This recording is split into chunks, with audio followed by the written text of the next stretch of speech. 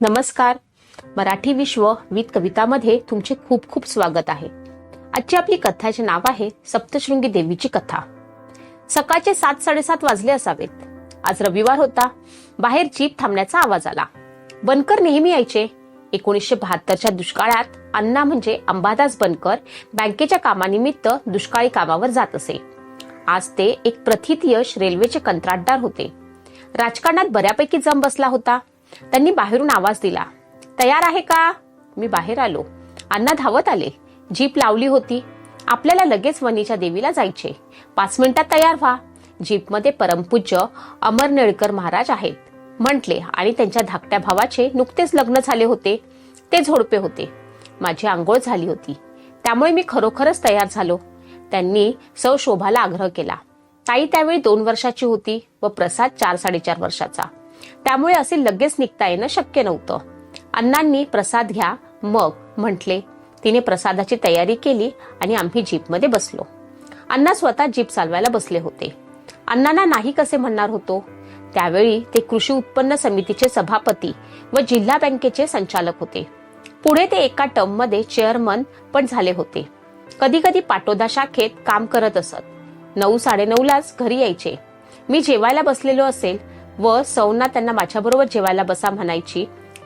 पांढरे शुभ्र इस्त्रीचे कपडे असून सुद्धा अण्णा आमच्या त्या इवल्याशा जागेत चक्क मांडी घालून जेवायला बसायचे. त्यांनी जेव्हा जेव्हा नवीन विहिरीचे काम केले त्यावेळी मला हमखास नेलेले आहे. पाणी लागले की पूजेला चला म्हणायचे. एकदा अण्णाबरोबर बोरचे मशीन पाहायला आम्ही हैदराबादला गेलो होतो. बँकेमुळे संबंध येतात पण कधी कधी नकळत मैत्री होते. जीवाभावाचे संबंध तयार होतात. त्यांचे व्यवसायावरच्या कामावरती काय परिणाम होतात याचा मी चिकित्सक बुद्धीनं कधी विचार केला नाही. पण असे मैत्रीचे संबंध मात्र जपावेत म्हणून आजपर्यंत ते आवर्जून जपलेतही. म्हणूनच त्या दिवशी अण्णांबरोबर निघालो. प्रसादाला बसायला मोकळी जागा दिली. त्याला लहानपणापासून बाहेर फिरण्याची आवड त्यामुळे निर्माण झाली होती. अण्णांनी कीर्तनकार अंमळनेर महाराजांची ओळख करून दिली. ते कालच अंगणगाववरनं घरी आले होते व सकाळीच वणीच्या देवीला जाऊ असे म्हणाले. तुमची आठवण झाली. येत असाल तर घेऊन जाऊ म्हटलं. त्यावेळी मोबाईल नव्हते व माझ्या येवल्याच्या घरात फोन पण नव्हता. त्यामुळे अगोदर सूचना तरी कशी द्यायची म्हणून डायरेक्ट घरी आलो. अण्णा जीप चालवता चालवता सांगू लागले. खरे म्हणजे अण्णांचा धाकटा भाऊ पण होता. नंतर त्याने जीप चालवली. मग आमच्या तिघांच्याही गप्पा चालू झाल्या. मी स्वाध्यायाच्या चिंतनिकेतेला जात असे व पाटोदा परिसरामध्ये काही प्रवचन पण केली होती. अण्णांना याची कल्पना होती. महाराजांबरोबर संत वाडम्यामध्ये चर्चा चांगलीच रंगली होती. सांडवरच्या रस्त्याला लागलो व अण्णांनी चहा घेण्यासाठी जीप थांबवली. प्रसादला हवेच्या झुळक्यानं झोप लागली होती. अण्णांनी धाकटी वहिनी व प्रसाद जीपमध्ये थांबले. महाराजांनी दूध घेतले व आम्ही तिघांनी मसालेदार कडक चहा घेतला व पुन्हा जीपमध्ये आलो. पूर्वी मी, चिनावले व होनराव असे एका फॅमिलीतले देवीला आलो होतो. त्यावेळी दिंडोरीला थांबलो होतो. त्यावेळी स्वामी समर्थ केंद्राचे प्रमुख तीर्थस्वरूप अण्णा महाराज मोरे यांच्याकडे थांबलो होतो. कारण होनरावची व कोपरगावी त्यांची ओळख होती. मी अण्णांना व महाराजांना तो किस्सा सांगितला.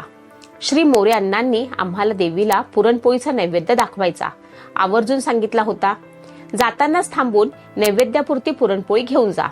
त्या घराचा पत्ता व नाव पण मोरे महाराजांनी आम्हाला सांगितले होते. बनकर अण्णांनी आपणही घेऊ जाऊ नैवेद्य असे म्हटले. आता रस्त्यावर वाहनांची गर्दी वाढत होती.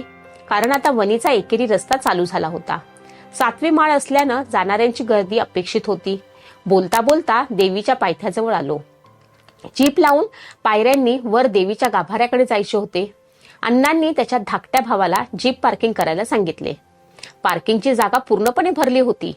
थोडे लांब जाऊन कमलाकरने जीप पार्किंग केली. आम्ही एका पुजाऱ्याकडून पुरणपोळीचा नैवेद्य करून घेतला व निघालो.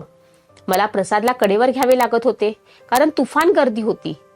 एक एक पायरी ओलांडायला वेळ लागायचा. आम्ही सर्व बरोबरच होतो. महाराज पण हळूहळू चालत होते. समजा जाताना बरोबर नसतो तर कोपऱ्यातील हॉटेलजवळ भेटू असे ठरवून आम्ही चालू लागलो. देवीच्या सभोवतालचा परिसर हिरव्यागार दाट झाडांनी व्यापला होता. निसर्गाच्या सानिध्यात देवीला प्रसन्नता लाभत असावी. येतानाचे जातानाचे यात्रेकरू माकडांना खायला देत होते. प्रसादला ते पाहताना मजा वाटत होती. अण्णांनी एक फुटाण्यांची पुडी प्रसादकडे दिली व माकडांना दे म्हटले, पण त्या गर्दीत खाली उतरवणे शक्य नव्हते. त्यांनी त्यातील फुटाणे दूर फेकले. माकडांनी ते अलगद घेतले.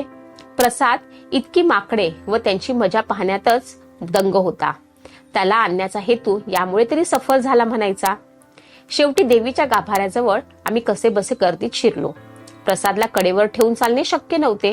नव्या झोडप्याने नैवेद्य पुजाऱ्याकडे दिला. या गर्दीत महाराज व अण्णा मात्र दिसत नव्हते. गाभारा लहान, गर्दी इतकी की पाऊल ठेवायला पण जागा नव्हती. देवीपुढे जाऊन आम्ही दोघांनी नमस्कार केला. तोपर्यंत प्रसादचे बोट मी धरले होते, पण नंतर ते कसे सुटले हे लक्षातच आले नाही. परतीच्या मार्गाकडे दाराकडे चाललो होतो, पण प्रसाद दिसत नव्हता. मी प्रसाद प्रसाद असा ओरडत होतो. 2-3 मिनिटे जोरात जोरात त्याला हाका मारत होतो. पोटात धस्स झालं. डोळ्यात पाणी आल्यानं आवाजही निघेना. एवढ्या गर्दीत आता कसे शोधायचे व तो मिळेपर्यंत बाहेर तरी कसे पडायचे. मी पूर्ण गर्भगळीत झालो होतो. तेवढ्यात पप्पा पप्पा असा प्रसादचा आवाज मी ओळखला, पण तो काही दिसेना. माझी व त्याचीही त्यावेळची आर्तता मला अजूनही चांगली आठवते. आता वाटते आई वडील व मुलं यांची ही आर्तता आयुष्यभर टिकावी, जगण्याची उमेद येते ती. तेवढ्यात एकानं प्रसादला उंच केले व हे बाळ कोणाचे असे विचारलं. प्रसाद पप्पा पप्पा म्हणत होता व रडत होता. कावरा बावरा चेहरा झाला होता. माझ्या जीवात जीव आला. देवीला नवचंडी यज्ञ व होम करतानाची प्रार्थना मला आठवली, पण प्रसादपर्यंत जाण्या इतका रस्ता मला सापडत नव्हता. जागा खूप अरुंद होती. त्या माणसानं मला खून केली. दाराजवळ या म्हटले. मी पण हळूहळू दाराकडे निघालो. 5 मिनिटाचे अंतर पण जणू तासाचे भासले. त्यानं प्रसादला माझ्याजवळ एवढ्या गर्दीत ताब्यात दिले व या गर्दीत बाळांना असे एकटे कसे सोडता असा सज्जडपण प्रेमाचा दम भरला. मी प्रसादला घट्ट मिठी मारली. त्याला हे कळण्याचे त्याचे वय नव्हते, पण आपण दोघे चुकलो होतो व आपली भेट होत नव्हती तोपर्यंत पण चांगलाच घाबरल्या दिसत होता. मी गाभाऱ्याच्या बाहेर आलो. अण्णा महाराज कुठे आहेत हेही त्यावेळी पहावे हे सुचले नाही. इतका मी प्रसादच्या विचारांनीच गुंग झालो होतो. प्रसादला घट्ट धरून मी पायऱ्या उतरू लागलो. प्रसाद सापडला नसता तर त्यावेळी मी काय केले असते हा एकच विचार आजही माझ्या अस्वस्थ करतो. हळूहळू पायऱ्या उतरताना गर्दीमुळे खूप वेळ लागला. दुकानाच्या गर्दीतून वाट काढीत आम्ही दोघे पुढे पुढे जात राहिलो. तेवढ्यात अण्णा व महाराज दिसले. अण्णांना जे झाले ते सांगितले. अण्णांनी प्रसादला कडेवर घेतले, म्हणजे खांद्यावर घेतले व आम्ही सगळेच चालू लागलो. कोपऱ्यातल्या मोठ्या हॉटेलमध्ये अण्णांचा धाकटा भाऊ उभा होता. तो व त्याच्या पत्नीची म्हणजे अण्णांच्या धाकट्या बहिणीची वाट पाहत होता. त्यांचीही चुकामुक झाली होती. अण्णा पण एवढ्या गर्दीत झालेल्या या दोघांच्या चुकामुकीने अस्वस्थ झाले होते. हे पाहून त्यांनी भावाला ये म्हणून सांगितले. महाराज मी प्रसाद अण्णा एका टेबलावरती एकत्र बसलो. अण्णांनी घरून जेवण आणले होते. मी म्हटलं ते दोघे आल्यावरती घेऊ. तोपर्यंत प्रसादला चांगलीच भूक लागली होती. अण्णांनी महाराज व प्रसाद हॉटेलवाल्यांकडनं प्लेट घेऊन घरची पोळी भाजी वाढली व गरम जिलेबी करायला सांगितली. प्रसादला लहानपणापासून गोड आवडत असे. आपण चुकलो होतो हे तो विसरला होता. तेवढ्यात कमलाकर परत आला व त्याची पत्नी म्हणजे झांबेरेची मुलगी सौ कुसुम त्याच्याबरोबर नव्हती. आता मात्र आम्ही सगळेच घाबरलो होतो. आमचे हे बोलणे हॉटेलवाल्या मालकानं ऐकले. तो म्हणाला 20-22 वर्षाची हिरवी साडी घातलेली नव्या नवरीसारखी मुलगी इथे आली होती, पण कोणीच दिसेना म्हणून परत शोधायला गेली. आम्हाला किती धीर आला. अण्णा स्वतः प्रत्येक हॉटेलमध्ये शोध घ्यायला लागले. जवळच्याच हॉटेलमध्ये कुसुम एका खुर्चीत मान घालून बसली होती. अण्णांनी तिला हाक मारली व ते दोघे आमच्याकडे आले. कुसुमला खात्री होती की आम्ही येणार म्हणून तिनं जागा सोडली नाही, पण तिची हॉटेलची जागा चुकली होती. लग्नानंतर बाहेर पडण्याची तिची ती पहिलीच वेळ. वडिलांबरोबर जास्तीत जास्त येवला किंवा नाशिक पर्यंत ती जायची. ती वयानं तशी लहानच होती, 18-19 वर्षांची. आता सगळे एकत्र जेवायला बसले. अण्णांच्या आईनं व पत्नीने छान शिदोरी दिली होती. घरचे लोणचे होते, लसणाची चटणी होती, काही भाकरी, काही चपाती, कांदा पण होता.